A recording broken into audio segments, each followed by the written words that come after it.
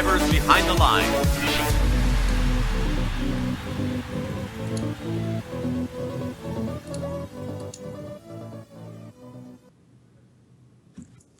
Good evening, everyone, and welcome back to an episode 6 of Behind the Lines, where we bring the experts to you. I'm Ty Tremblay from GameSense, hosting with Evan Morrison, and this week we'll be discussing a great way to maximize your first week of build season. As usual, we'll have the presentation by our expert, followed by 30 minutes of Q&A with you, the audience. Before we hand it off to our expert, we do need to mention that the views expressed by Behind the Lines hosts and guests are those of the individual and do not necessarily reflect the views of first or first participants.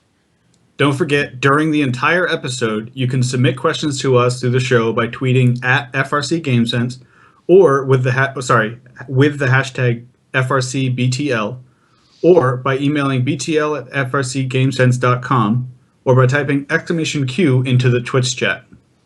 With that, we're really excited to have a great guest and a great friend with us here today. We'll let him introduce himself. Take it away, Ken. Well, good evening, guys. I'm Ken Stafford. I'm here at WPI. Beautiful weather here, and you've asked me to talk a little bit about the way we at FRC 190 handle the first week of the game. Oh, am I into it right now? Let's jump right into it, Ken. Okay, excellent. So portions of this briefing came from an earlier briefing I used to give to the workshops about design innovation. But specifically today, I'm going to talk about what really happens in week one if you want to be an innovative design. So next slide there, please. Here we go.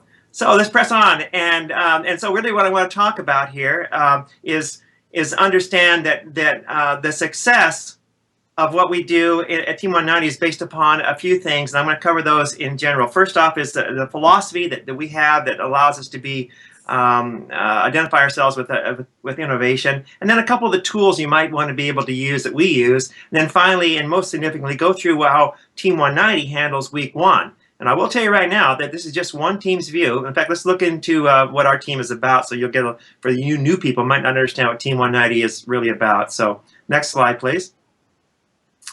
So your mileage may vary on what works for you in order to be able to build up a good design. But my viewpoint is from a 25-year legacy team. I've been with the team for 18 years myself.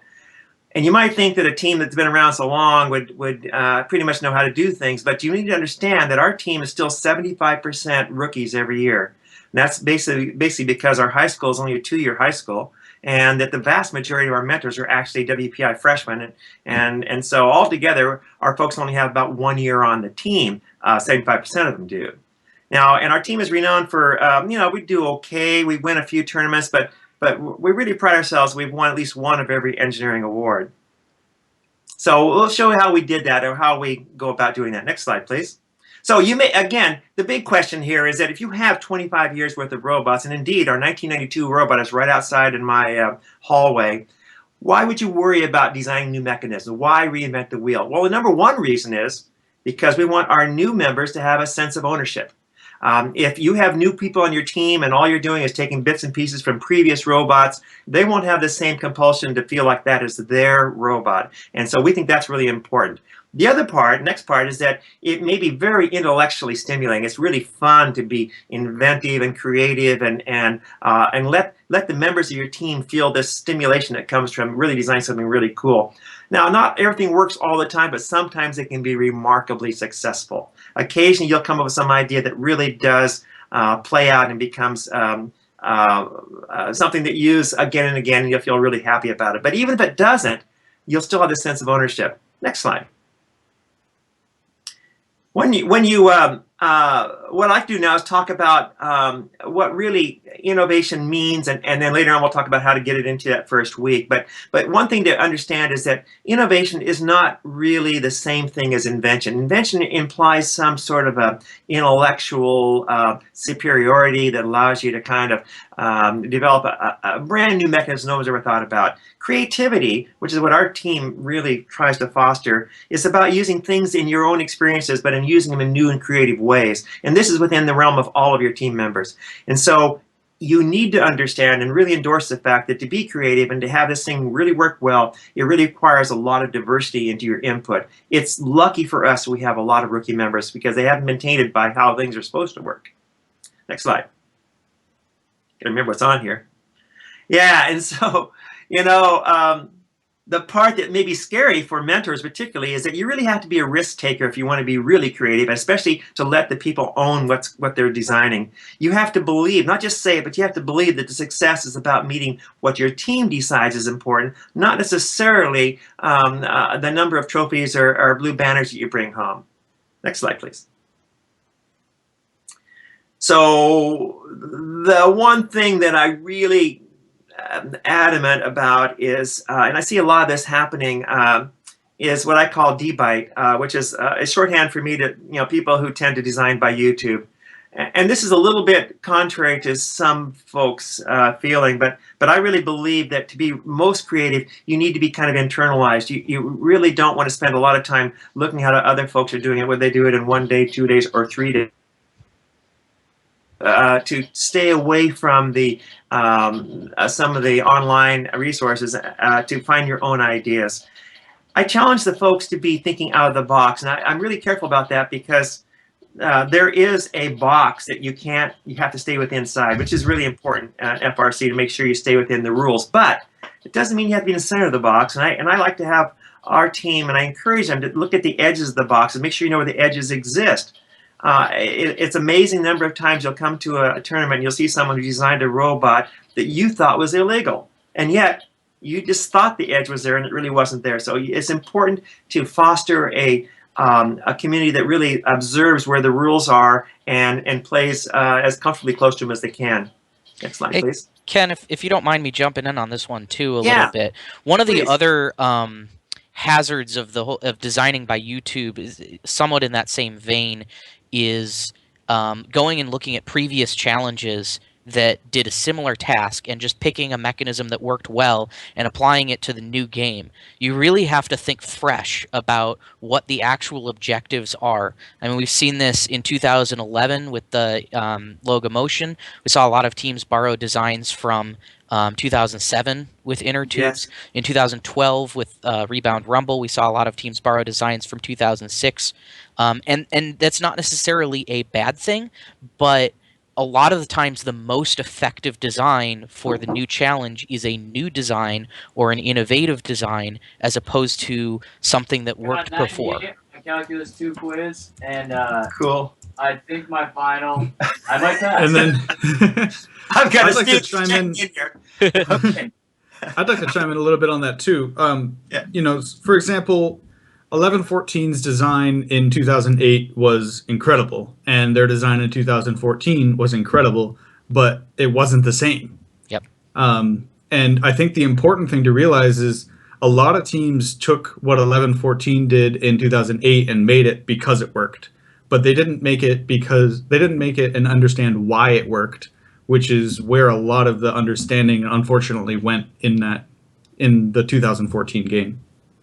Yeah, the point that I think we're all making here is that part of your experience to be creative is having this information within you. And in fact, this is what I'm trying to say. You don't have to be inventive. You have to use things you've seen in your experience, but use them in creative and new ways. So it's not wrong to look at a mechanism that worked really, really well, remember aspects of it, but to take it wholesale and put it into a new game may not be the best use of it. So I agree 100% what you're saying there. Let's go down to the next bit here. The challenge that I've been accused of doing, and actually I accept that accusation, is that I often tell my team, says, if you're really creative and you're really looking at the edges of the design space, then it may be something that first doesn't anticipate. In fact, FRC 190 has been responsible for several of the changes to the rules because it turns out they were very effective, and to the point where they were unthought of. And we're not the only ones, obviously. There are a lot of teams that do some pretty dominating things that later on become banned. And so that's one of the things I kind of give that issue as a challenge. And in that same breath, I tell people, says, you're starting a new season, regardless of how many years you've been with first, you need a clean sheet of paper. Let's press on. Next slide. Okay, so, as a professor in engineering and as a former physicist, I love the whole definitions of power. And of course, power is really important. For a physicist, we know that the basic definition is it's a rate of doing work. The mechanical engineer in me knows that it's about speed and torque and RPM and those mechanical things. And of course, electrical engineer knows it's volts and amps. But I encourage our team, and I encourage every team that wants a powerful solution, to think about a different definition. Now, I didn't invent this next definition, and I really think it may have come from Woody. I'm not sure. Maybe one of you guys know. Was it Woody that said this? I definitely remember him saying this. I don't know if it can be attributable to him, but yeah. Whoever, I just think it's a wonderful, wonderful idea to keep in mind. If you want a powerful solution, it is a mix of thinking and doing. It's not all torque and not all speed. It has to be a combination of these things. There are teams that just want to jump right in and take a picture of something and just start building it. There are other teams that agonize over the analysis and never get something built. So if you want a powerful solution, at the very beginning, and even in that very first week, you want to spend equal amounts of thinking and doing. The doing would be prototype, and the thinking is doing analysis. So that's kind of a precursor to what we're going to be talking about. Next slide, please. So in my briefing that I've given to the rookie teams and the rookie workshops, I described all 6.5 weeks. And of course, those of us in the know that it's not 6 weeks, because if we didn't have those last 3 days, we'd never finish it. It is 45 days. But let's talk about each of these a little individually. I'm only talking about the first week, but let's start right off. The first slide is kickoff. We know it's January 9th. We got about a month here to kind of relax, not even a month before it starts going. The first week ends with our team decision. And that's our first big threshold to get over. And that's what we're going to talk about for the rest of this briefing, what happens between Saturday and Friday. But besides it, just to cover the overall week, we have a couple other big things I want to talk about. The preliminary design review, then we have this critical design review, we have a scrimmage in our schedule, and then eventually we know on the 23rd of February is when, if it doesn't ship, it's got to be bagged, and that's when things happen. So let's go back to that first week again now. Next slide, please. Okay, and actually it starts a little bit before then. We think it's really important to establish a team vision. This can be done the week before, it can be done now, it can be done years ago. But we think it's important to establish a team vision or motto that may change over the years depending upon your student membership, but it helps guide some team decisions. When I first got to FRC 190, their motto was "Fear the evil goat, caveat omnes caprum orsi," or whatever. And I think that set a little bit of a standard, but I wasn't sure what it meant, and I didn't help our designers very much, other than the fact that we tried to intimidate people, I guess. And then we slowly went through several different renditions of the vision, but eventually it settled down to being innovative and to value wowing over winning. And so this has become our own vision. And if you know about our team, you'll realize that does mold some of our decisions. But it may not be yours, but just I think that having some vision is important as you press on with the rest of week one. And let's get into the first day of week one now. That's on Saturday. Everybody in your team should attend a kickoff. It may be the real kickoff, it may be a kickoff at some some school sponsoring it, or maybe virtual. If you have any chance of having your team members all together, it's important. If they're at one house or at one location where you can watch it on video, that's great. But everybody should be watching that video near real time, I think. As soon as that video is over, we then next make some hard copies of the rules. I don't want to kill trees, but I do know that having something I can take home and read in bed to me it works better. And so we normally make about 2 or 3 copies of the rules in hard copy. As soon as we get back from our kickoff locations, we do join up at our workspace and with our kit of parts, and we start taking them apart. It's important to get kind of a feel and sense of what's in that kit. It changes year by year. We also, some of you know that the same motors don't exist every year. You can't use the same stuff, so we tend up taking a permanent marker and marking all the parts that are kind of familiar to us with this year's date on it. So we know that those are the parts we can use, and we may not be able to find some other part that looks the same but not be able to use it. We may decide, our lab manager may decide to weigh a bunch of the parts too, just to make sure when we get to allocations that we have that readily available to us, and we know somebody to make decisions upon which motors or which parts will be the heaviest. Finally, on that Saturday night, the Saturday afternoon, we may think about looking at the game a little carefully and seeing if there's some parts of it that would be very helpful for the next portion of our strategic brainstorming. In years past, we've made like 1/12 scale models and had little foam robots and pieces that we can move around. Occasionally, we'll actually even build some major field element that might be critical for our visualization of how it goes. The final thing on Saturday night for us, though, is to play crud.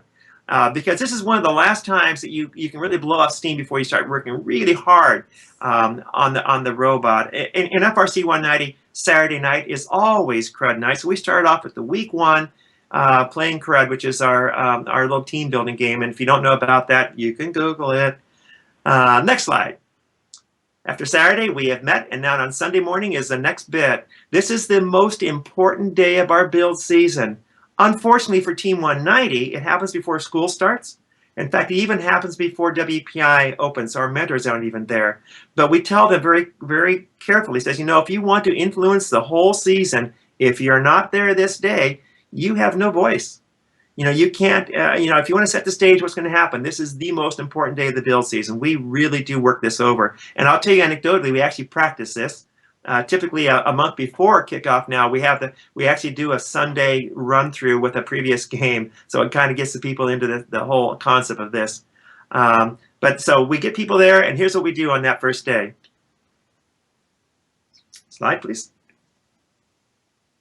Yeah, so our team will normally have about 40 or 50 people that show up on that Sunday morning. We'll divide it. We'll first off get together and we'll review the video one more time, and we'll have some general question times, make sure people understand the game, that there's no real massive misconceptions about the game. And we spend about half an hour doing that, half an hour to an hour. And then we divide into very, very diverse and evenly distributed brainstorming groups. We like to have about 6 or 8 kids to a team, and we typically have 3 or 4 teams that divide up. Now, it's really important to understand this has nothing to do with design. This is purely strategy. And I owe this actually to my colleague and our mutual friend, Colleen Shaver, who was the one when she joined our team, recognized how important it was to develop strategies before you develop designs. If that's a foot stomper that we could all stomp, I would say that's a very, very important bit here to learn, is that you never, we don't think you should ever base a robot upon the design, but base it upon the strategy which you decided you need to accomplish. In order to come up with the strategy, you must understand how the game's going to play out, though. So one of the tough parts on Sunday morning for our teams is to review the game and look at the models, whatever we built, and try to figure out how the game's going to play out. What's going to be a winning score? How can you influence the scoring of that game, the outcome? And once you've done this, then brainstorm group by brainstorm group, they will come up with a list of priorities saying, there's our #1 strategy priority, and then continue on to that direction. You know, we talked about at the end of that Sunday, we have to come up with a consensus. And that's a tough thing to do. It takes us about 4 hours, actually. We need to say something about consensus versus democratic process. You know, in America, we think democracy is the way to go. But the bottom line is that if you have a majority and that's used to make your decisions, you're pretty much guaranteeing there's going to be a minority that's not going to like it. And so you're left people who say, you know, at the end of the day, I told you this wasn't going to work, and they're not going to be fully on board to either support or to really make the calls that necessary to be fully in line with that. And so questions will remain. Consensus puts everybody on the same boat, and everybody's going to have their skin into it. They're going to all fight to make sure that works. And here's the part that's tough. You know, as an engineer and as a mentor, you want people to be passionate about their ideas, but you also, when it comes to making and drawing consensus, you have to let the passions fade out and let reason overrule. You've got to make sure that the reason is what makes you make a decision, not that you feel passionate about something, but you find the reason is compelling. Let's press on here. And so to develop consensus, the rules are pretty clear. You got to make sure that everybody has a chance to talk. You can't just let the loudest voices be the ones that rule. You actually have to make sure it's elicit information from everybody. You look for areas where the people are in agreement. If you have people that are saying things that seem to be opposite, but look and try to find common comments about that. Try to find some areas where they can agree upon. But if you're the person who is voicing an idea that no one understands, don't just keep saying it over and over, louder and louder, but rather rephrase it. Try to be compelling. Try to be persuasive. You know, there are a few tools that we do use for developing the ultimate consensus. One is straw polls. If you're going to take a vote to see where the public is going, see how things are trending, do that in a secret manner. And I don't mean secret vote, but I mean put your heads down, because there are too many people, all of us are influenced by what somebody else does. And so if you want to true measure what people are feeling, have them close their eyes, put their hands up, and do it that way. And it does give you a sense of the trend. It won't make a decision, but it will give you a trend. We often do also, and I'll talk about this a little bit later, a design tool called a weighted design matrix. We can talk about that a little bit later to help you make a decision if it doesn't come through easier than that. But it's a tough call, but it's worthwhile getting consensus. Now, once we've done that on Sunday evening, typically about 5 o'clock on Sunday evening, then we take that same group of people there and we form brand new brainstorming teams. Now, these aren't the same things. They aren't the same teams for the strategic brainstorming. They're brand new teams, and now their chore is to do the design. Same size teams, 3 to 4 teams, 6 to 8 people. Really important now to make sure that they do not have any crosstalk between teams. We don't let people talk about what they're thinking about. We want to make sure that they stay very pure to an original idea. And again, we discourage this debite problem of everybody looking at some YouTube video of somebody building a robot that looks like it'll work. In that first 3 days here, they want to design concepts and design sketches. We call it the team reveal. This is where all 4 teams will come together in one spot, and they'll each get about half an hour to present their designs. The only critiques we allow at this point are answers that for clarification of what they said, and to make sure that they haven't violated any rules of FIRST or physics for that matter. Then we press right on to the rest of the brainstorming, which is going to be from that Wednesday evening on through Friday. And we use the information on the reveal to improve your design. You correct mistakes if they're pointed out to you, and you also now try to build some compelling quick prototypes to demonstrate some mechanisms that might persuade people that your idea is going to work. We work that really hard on that Wednesday, Thursday, and Friday morning. On Friday afternoon, typically about 5 o'clock in the afternoon, we gather, and now we have to build the design consensus. Once these design teams have developed and advocated their design ideas, they totally give up ownership. This is a critical part. You must make sure everybody understands this, that they no longer own that idea. It now belongs to the team, and you work hard now to combine that, flip it in, shuffle in to find the design characteristics you want. But it all must meet the strategic priorities. Next slide. And while we're transitioning, Ken, okay.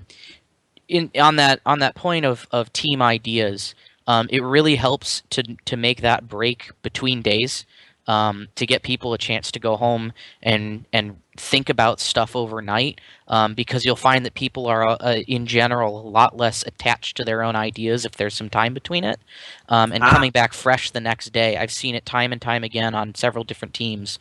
If you try and make that break in the middle of a day session, it's a lot harder for people to disassociate with my idea, quote unquote. Yeah, Evan, in fact, you've been in FRC 190 a few times to know that truly we try to make that decision on Friday night, but it's often made on Saturday morning because we present that. And if we cannot find, if we have people that are too attached to their own ideas, then you're right, a break is a good thing. But we try to keep the team on schedule by doing it Friday night, but it sometimes does happen the next day. One of the tools that we do use is a weighted design matrix, and most of you probably use those. But there's a couple rules that we like to state in our own team to make sure that you use this in a prudent manner. First off, it's not going to solve a problem if you have like a dozen different options, because you're not going to find a clear winner. But if you have major controversies, with 2 or 3 or up to maybe 4 different designs that are competing for the same sort of capability, and you have to make sure there's symmetrical options. You can't, for example, you can't say, oh, we need holonomic drive, and then someone says, well, we need to have 6 motors on our drive line. Well, I mean, they're both drive lines, but they're not symmetrical. I mean, because you could have a 4-motor, 6-motor, 8-motor drive line, and holonomic just may be one of the ways you do it. So you have to make sure that your options are symmetrical. And then you have to look at these carefully and say, well, drive lines should be, these are good things. They should be low cost, they should be high performance, maybe low weight, maybe easy to manufacture. Think about every quality that you can associate with a particular matrix and just list those all out there. And then you need to assign a weight. Which of these is the most important? Is it cost? Is it weight? Is it manufacturing ease?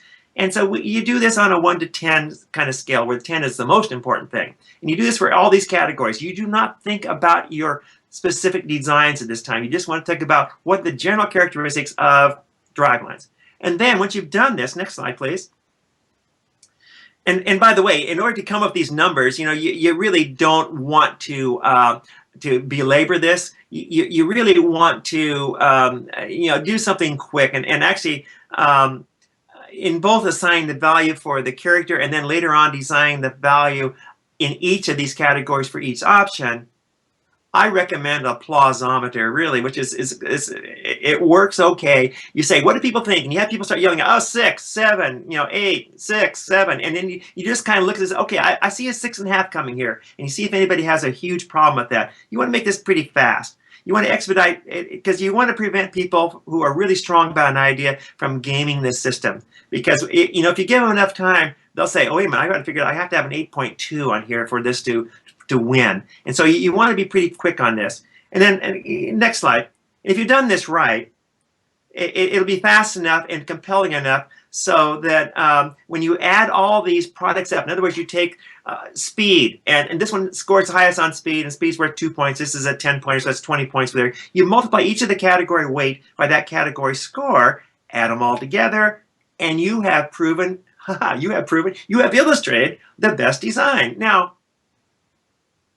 what we use this for is not for making decisions, but as evidence and as compelling argument why people may want to consider that. And if you've done this right, it will not be apparent what the winner is until you've done the math, because we don't want people to actually figure out ahead of time who's going to win and how they have to win it. It's not about winning. It's about demonstrating which seems to have the consensus of the best ideas for you. It works really well, surprisingly well. Because if you don't have arguments about the levels or arguments about other things, then you really can't argue too much about the math.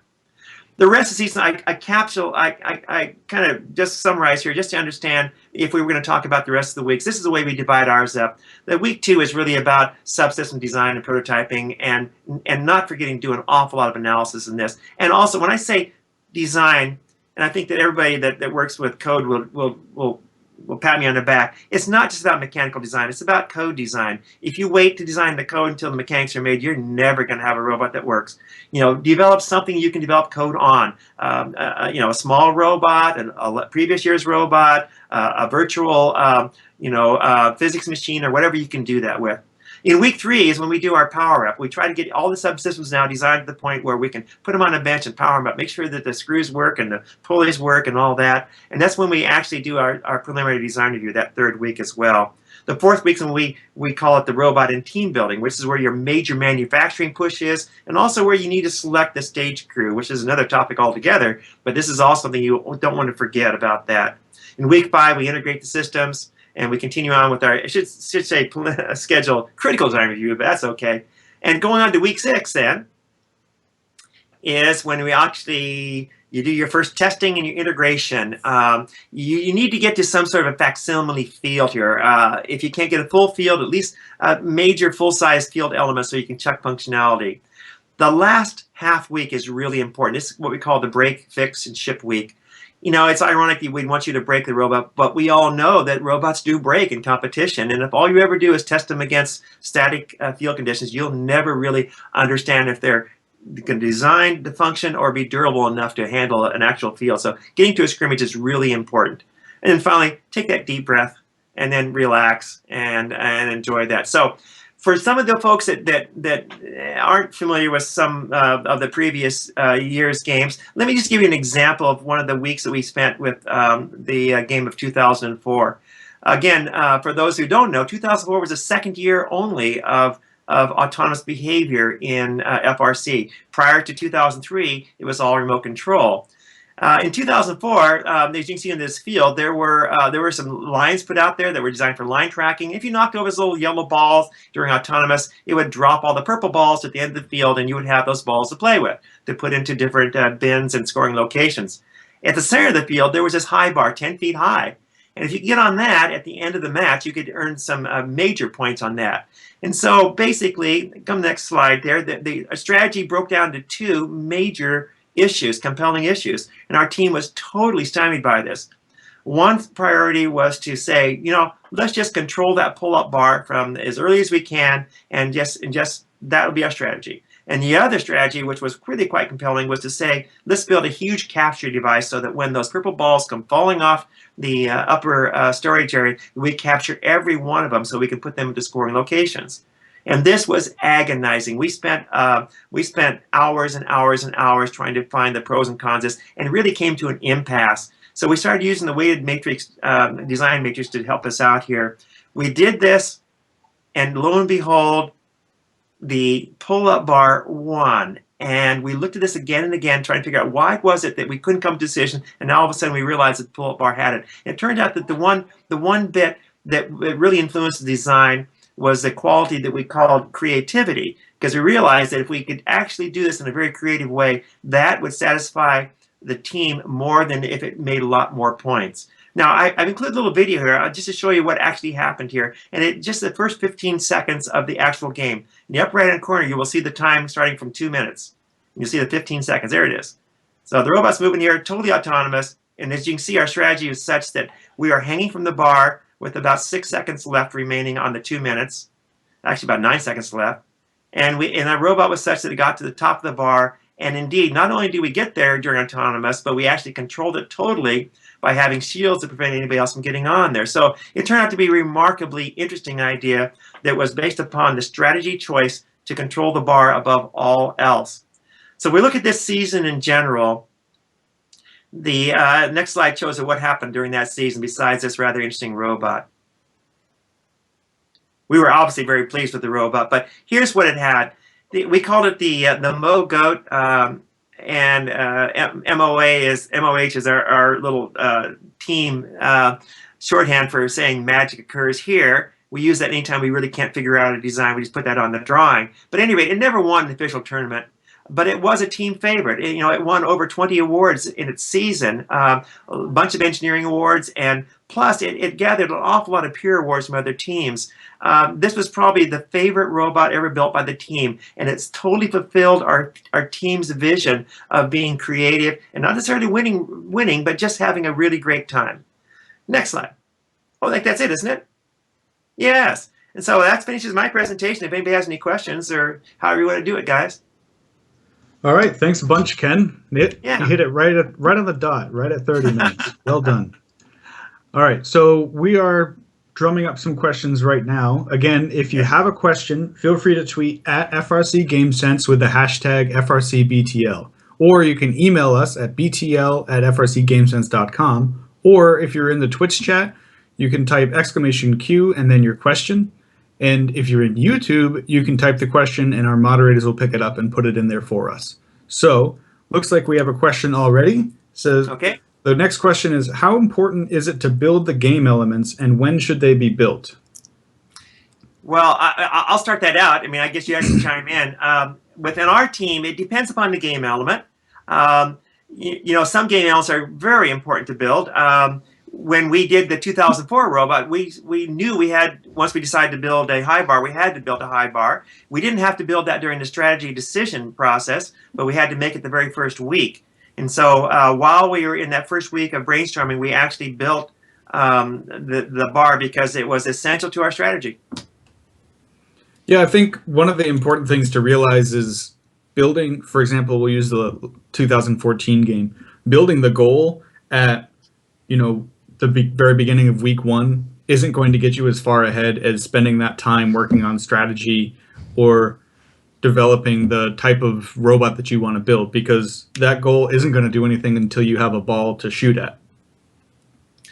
Yeah, and the bottom line is that the prototyping and the demonstration that you have something which is going to work is vitally important. And if that requires a substantial field element, then I suggest you do that, not at the hindrance of brainstorming, but there's generally times between brainstorming. I think that Evan was mentioning earlier, you need breaks sometimes between mental efforts, and frankly, building field pieces is kind of relaxing after doing a lot of hard thinking.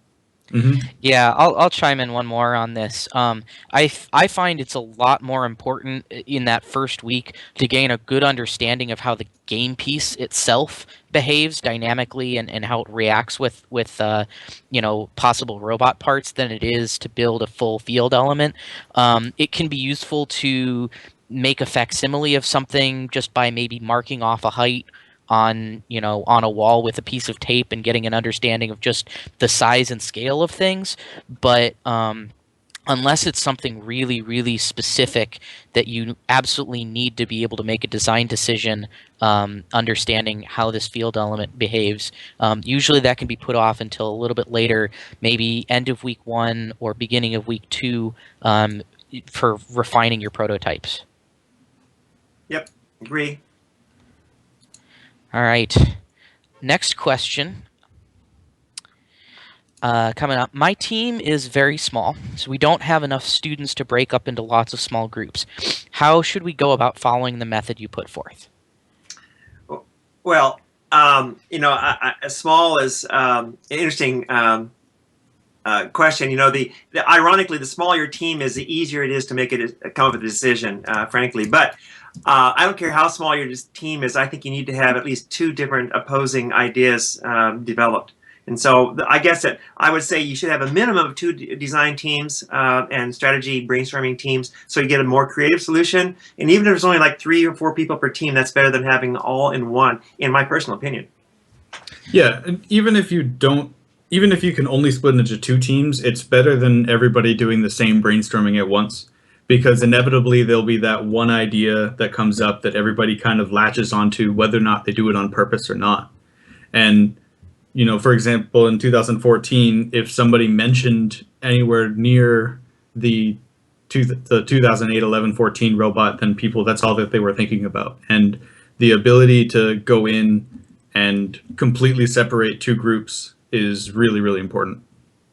And that complete separation, like you said, Ty, is super important. When we make our design teams, we don't let friends be with friends. We actually have them count off by numbers of teams, and so that if you're sitting next to somebody, you won't be on their design team. We want diversity, but we also want to make sure that people don't talk between the teams, because 2 teams that buddies are talking about what each team are doing is one team. Mm-hmm. All right. Our next question is, how would Ken, I think maybe we'll answer this in the third person. Okay. How would Ken recommend scaling the first week process for teams that don't meet every single day? Oh. Wow.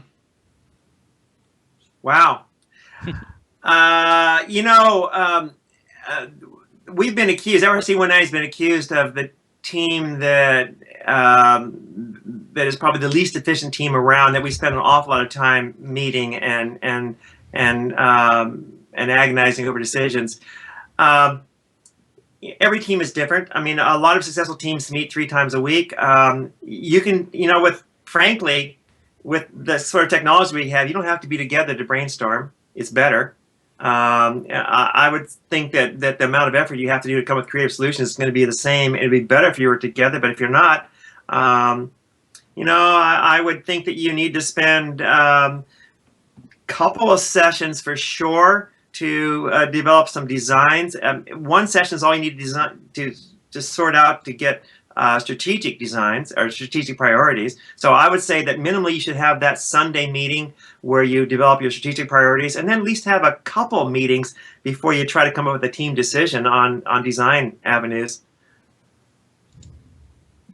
Yeah, and I haven't actually been on a team personally that met less than 5 times a week, but I know a lot of people who have, and a lot of it just comes down to being efficient with your time usage. And yeah, people, first is addicting, right? If you're into it, you're gonna be thinking about this stuff even when you're not meeting. And so a lot of the time you can just come in to a meeting, even if it's been a couple days, and everybody will just jump in and start, you'll move quickly, and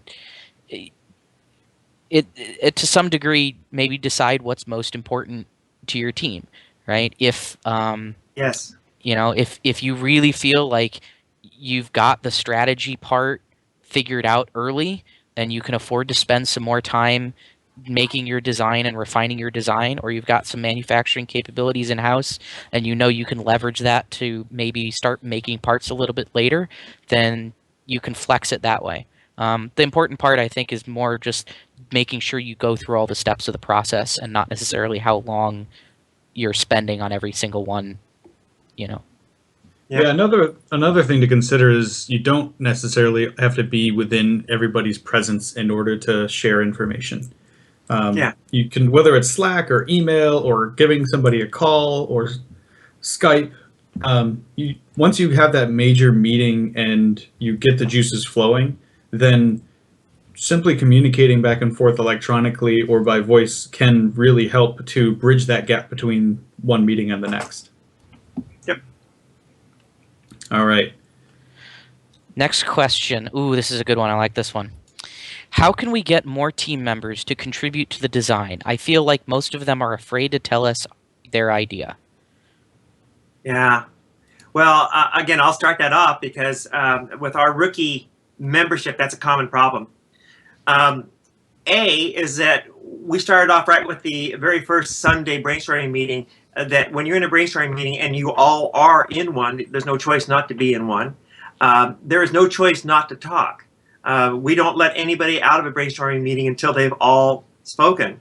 And so it's an obligation of the team to present your ideas. And we not only hold their hands to the fire to say that they do that, but also we honor those. And one reason why people are afraid to talk often is because they don't think they're going to be heard, or that they're not going to be considered a reasonable source because they're too inexperienced, they don't know anything about it. And so if you really start your team off by celebrating diversity and understanding that the best ideas come from people without preconceived notions, and you really believe that, I think that you can be compelling in trying to get people to participate.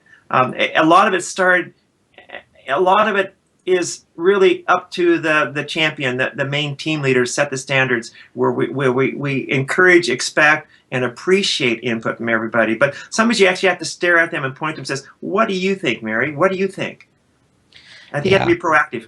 Yeah, proactive helps for sure. There's I'm going to add two things onto that. One is that it is absolutely critical to brainstorming that every idea goes up on the board, regardless of if it's legal, illegal, whatever. Every single thing goes up on the board, and you really have to work as a team, especially the leadership, to make sure that you quash out criticism at that stage. The criticism, the critiques, that comes later. But if people feel like they're going to put their idea forward and it's going to get shot down immediately because it's stupid, they're not going to offer it up. There's one other thing you may recall from FRC 190 days is that we have what's called no harping zones. Mm-hmm. And so this is an interesting concept. Harping to me means people make fun of someone's actions or ideas. And so and it's done in a good nature, but often it can be at the expense of someone's confidence. And so when we do brainstorming, it's important to establish no harping zones around that area, which means that you never say something at the expense of somebody else. You never say something to make fun of what they've done or to make light of it. And it's just one of the stages of becoming a real team is to understand that sensitivities exist, and some people will take it, will be afraid to say something because I think people make fun of it. And so we institutionalize that in our group. Yeah, to piggyback on that, it's important to realize that new members to any group whatsoever will feel hesitant to contribute unless they've got some really outgoing personality. And then on top of that, in FRC, you've also got this knowledge base and this tribal knowledge kind of thing going on, where the kids that have been in it and the mentors that have been in it for even 1 year they know so much more than the people that have never seen it before, that's another barrier you have to break through. So I really like Ken's point of never ever insulting or making fun of anyone during that first week, and always and almost forcefully including people to show them that, yes, it's okay, you don't know anything, but you're really going to learn a lot more if you contribute and speak your voice. I just have to add one more thing here. I think that one thing that really enables this sort of communications and comfort is to put the team into stressful, fun situations. Again, a team activity like crud does that for us because everybody feels foolish playing crud. I mean, you can't help but make silly things. And so once you get used to the fact that you got to keep playing even when things are silly and things are crazy, and you learn a certain grace about that, any kind of team activity that you can get to kind of keep people off guard will help that communications, I think. Yeah, you really can't underestimate, underestimate Right. the value of team building as it applies to brainstorming, and having people who know their peers and are comfortable talking and being around them, and stuff.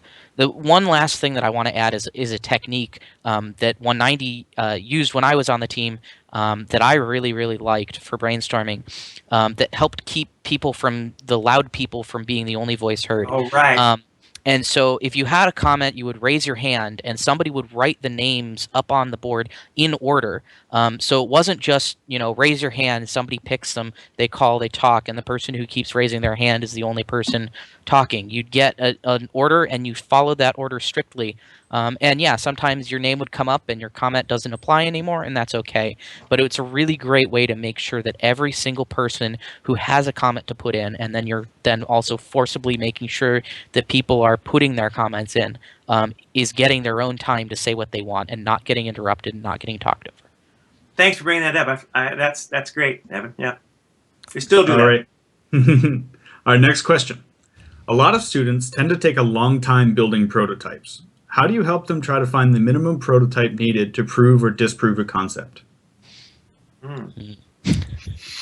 I can take this one if you don't mind. I'm just thinking back on your 28 prototypes, Ty, for the suction. Hey, none of those took a long time. There was just a lot of them. Go ahead. So one thing that's important here is when you're building your brainstorming teams, you also want to try and distribute experience. So if you have multiple mentors that have been around for a long time or have prototyping experience, they'll be big helps in those teams to help those students bring those prototyping ideas to life. And then by the same token, the mentors, if you only have one mentor that's really good at prototyping, then it might be best for your team to have that mentor develop the prototype, even if he's in one brainstorming idea or not. I don't know if you agree with that, Ken. Well, as you know, there are people who have maker mentality. They're just makers by nature, and those are a valuable resource for your team. And I think that you're hinting around that they should be distributed. I mean, their talent should be distributed amongst the folks that are having difficulties imagining how to make things quickly. We always have had a couple of mentors and then students who end up being this kind of maker mentality. And we do treat them as a precious commodity. So I think that understanding that within your team, you're likely going to have somebody who can really help you build an appropriate scaled prototyping. And I know that you guys have had another thing on prototyping here in Behind the Lines, and I think that was an excellent presentation. I'd recommend people who have this question refer back to that one. That was really good, I thought. And one more bit, it's a little bit off of the question itself, but as you get down the process, if your team as a team has identified something that you think you want to develop further and you put in your best people on it or whatever, and you're still not able to make it work, even if the concept itself is solid, if your team is not able to make a prototype that functions to your expectations, you may need to reevaluate whether that's something that's worth continuing to pursue. And it varies from team to team. Some teams are really good at taking a rough concept and turning it into something that works fantastically well on the field. But for a lot of teams, it's a lot easier to develop a prototype and then kind of morph it into the final version, and it doesn't really get any better from a functionality standpoint and from a performance standpoint. So I know of a lot of teams that have a kind of a cutoff deadline, and they say, if we don't have a prototype of this mechanism that performs to our desires by this date, it doesn't make it on the robot. One specific set of a suggestion for this prototype problem is to is to invest in a prototyping kit. I mean, the Vex kit works marvelously for this. You can prototype mechanisms at some reduced scale and really learn a lot about it. When we first made the very first mechanism drive in 2005, we totally prototyped a mechanism drive system in a Vex robot, a 10-pound robot, and discovered all sorts of essential characteristics, which then were done in time for us to reflect that into our full-size robot. We would have been totally lost had we not done that and gone straight to the full size. So you want to make prototypes that are quick, but they have to be have enough fidelity to really make good decisions around that. So specifically, in our own team, we use Vex kits a lot. We've used it for a lot, from ball grabbing mechanisms to full chassis, just to make sure we have something which seems to be functional. But it's just one of the things you learn, I think, over the time. One last bit before we move on to the last question. As you move down, I think if you have a group that's struggling with a particular concept, that may be an appropriate time to start looking at outside resources and YouTube and see if there's anybody else that's maybe developed something similar. It's already your concept. You're already trying to develop it. But if you may be able to find somebody that's made something similar, and you can say, hey, theirs works a lot better than ours does. We can probably build it so it works, but yeah, they've shown that the concept we're going for works. So I think that's an appropriate time if you're trying to keep sort of a more sterile environment for this, that you can go to YouTube. Yep. So our next question here says, my team doesn't have a lot of resources. This is a fairly common theme in questions that we get. We don't have the capability of building a robot, any robot that we can come up with a strategy for. How can we take that into consideration without pre-limiting our strategies? Oh boy.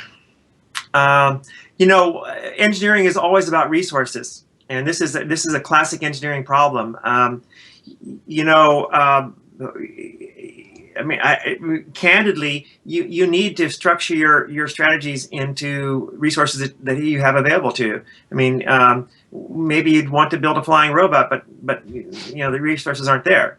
And so I would suggest that first off, that appreciating your resources is important, and that it doesn't make a lot of great sense to have a number one priority for strategy that's not doable by you. But I would just also say, don't discard things because you don't think you can do it, but discard things because you know you can't do it. Because it's surprising what you can accomplish if you really get your mind set to it. So be careful of being too cautious in your decisions. Agreed. Well, I have to give the case in point of the 2004 robot. By the way, we saw a little video on. Once we built that robot, it had all sorts of things that had unknowns on it, and that's the reason why we call it the Mo-Goat, because we weren't sure how to solve the problems, but we kind of had some sense of confidence we could do it. And later on, when people came to look at that robot, a surprising number of teams says, we thought about that, but we were told we couldn't do it, that it wouldn't work. And so my caveat is try not to be too conservative, because it's surprising what a dedicated team can come up with and solve big problems without thinking that you can. Yeah, and you can always trim strategies or designs after your brainstorming sessions. Yeah. So you don't have to worry about your manufacturing or your design capabilities until it comes time to actually decide on which robot you're going to build and design. Yeah. I wanted to mention something along those lines too, that I believe that every team should do their strategy and analysis as if they had all the resources that they could. And it's only once you've decided on your strategic priority list that you can start knocking off things that you don't feel your team has the resources to do, that you know you can't do, maybe even after you've done some prototyping on things that you're not sure about, right? But ultimately, even if you end up with you come up with a winning strategy that ends up winning championships on Einstein, but your team doesn't have the resources to do it, you will be so much better prepared for the season having gone through that exercise and understanding how the game is going to play out and where your strategy and your robot fits into that, even if it's not the ultimate best robot that does the strategy you came up with. It's just you cannot downplay the value of the exercise of looking at all of the strategies before moving into your design. Mm-hmm. And to tag on to that, Evan, the truth of the matter is that no matter how many years you've done this, occasionally you'll come up with a design decision or strategy priority that you really can't get to. You're convinced you can do it, and you give it your best effort, and you don't succeed. But that's part of engineering. In fact, that's part you almost have to embrace in the team is to say that if you never fail to get somewhere, then you really haven't been pushing very hard. Some years ago we were going to be shooting basketballs from full court, and that was our whole strategy, was able to fire the basketballs one end to the other and hit those goals. And it was so reluctant after about 3 weeks of prototyping and building that we said, no, the balls aren't accurate enough. There's no way we can do that. And so, that you have to be prepared occasionally to back up onto a lower value. But the exercise and the experience we gained by that awesome attempt was meaningful for the team. The team learned a lot. And so I was not displeased that we went down the wrong path until we find out we couldn't do it. Mm-hmm. All right, we've got some really great questions from the viewers tonight, so we're going to try and squeeze in 2 more. And the next one coming up is, what tools do y'all use to record and share design ideas? Photos of whiteboards, Google Docs, videos of Lego prototypes. Basically, how do you get your idea across? Okay.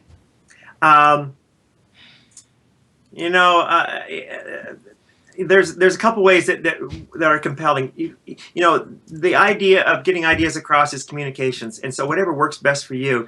In the last 5 years, I suspect that most of our great ideas have been presented very convincingly on solid models. In other words, CAD designs that are animated or whatever, so you can really see things working. I'm kind of old school, and people who work with me know that I use whiteboards an awful lot. And I've been accused of drawing 4-dimensional figures on whiteboards, but nonetheless, some of our ideas have been totally done on whiteboards and scratch paper, and have come out quite well. As long as you're compelling, I don't really make much difference how you do it. I think today that many more people are more conversant and comfortable with 3-dimensional, drawing models that they can rotate and display. And I'm always very envious, actually, of people who are that literate that can do it very quickly. But I myself am a compelled sketcher. I love sketching.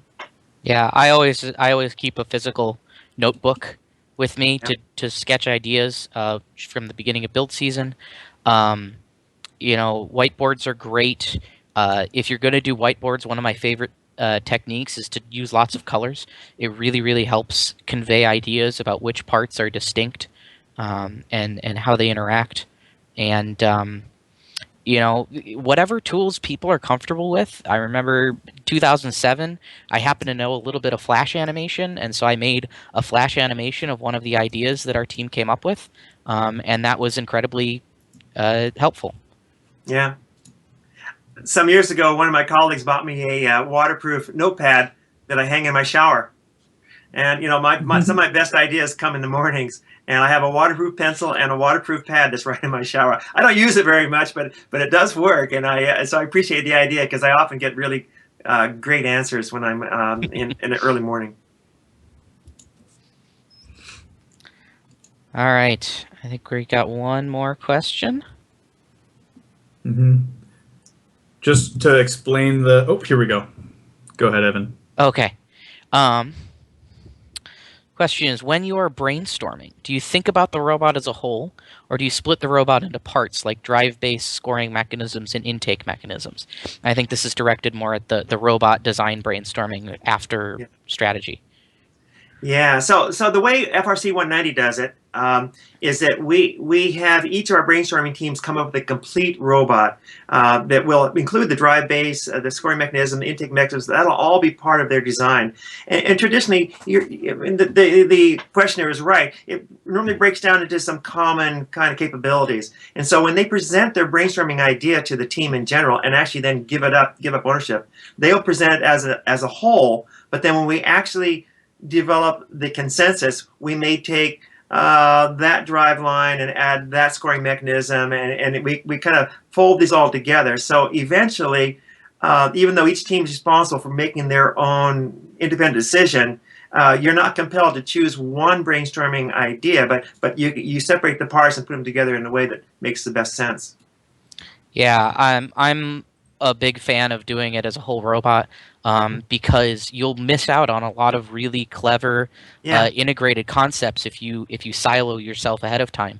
I mean, you look at some of the best robots that we've seen in FRC. One of my favorites is 67 Hots robot from 2012 with the balls, where they had that gorilla arm, which was a triple function. It picked up the balls, it loaded them into their robot, it balanced the bridge, and it helped them go over, traverse the bump in the middle of the field. If you say you need to come up with a ball pickup mechanism and a bridge balancing mechanism and a bump traversal mechanism, you don't get that concept. It just doesn't come to anybody because they're not thinking in that design space. So it's very easy to take split up mechanisms from a whole robot and move them around, but it's not very easy to come up with integrated mechanisms if you're not thinking about it that way from the beginning. And often they're tied together anyway, because if you have an intake mechanism will be different if it uses a holonomic drive base or a swerve drive base than it would be if it was a skid steered drive base. It requires different mechanisms, so they're not incompatible sometimes. Sometimes the system has to go together. I think one way to ensure that you maybe stick with that is to do your robot brainstorming in terms of functions. We will design a robot that will do this, and it will accomplish this, and it will do this. And if you think about it that way, then okay, what designs can we come up with that will accomplish these functions, not necessarily what mechanisms can we come up with that will accomplish each individual task. Yeah, we heard Lucian talk about that on the last episode with their giant will list that was 5 feet long. But that's what it is, right? You decide what your robot needs to do, and then you design a robot to do that, and you come out with some mechanisms. But at the end of the day, you need a whole robot, so design the whole robot. Excellent. All right. Well, Ken, thank you very much. That was an incredibly informative presentation, and we had a great time discussing prototyping and the first week of build season with you. Thanks again for visiting us. As again, everybody, this is our last episode of Behind the Lines. We'll be back with Game Sense the show as soon as we come up with the first episode, really, which we're working on something really cool for the first episode. So we'll stay tuned and we'll give you more information as soon as we get it hammered down. And we just want to make sure to say thank you again to FRC as we sign off for this season. They've been great in partnering with us to make this show possible and a great resource. So thanks, everybody, and thanks, Ken. Thanks. Good night. Thanks, Ty. Thanks, Evan. Good fun. Good luck to all the teams. See you in Einstein. All right.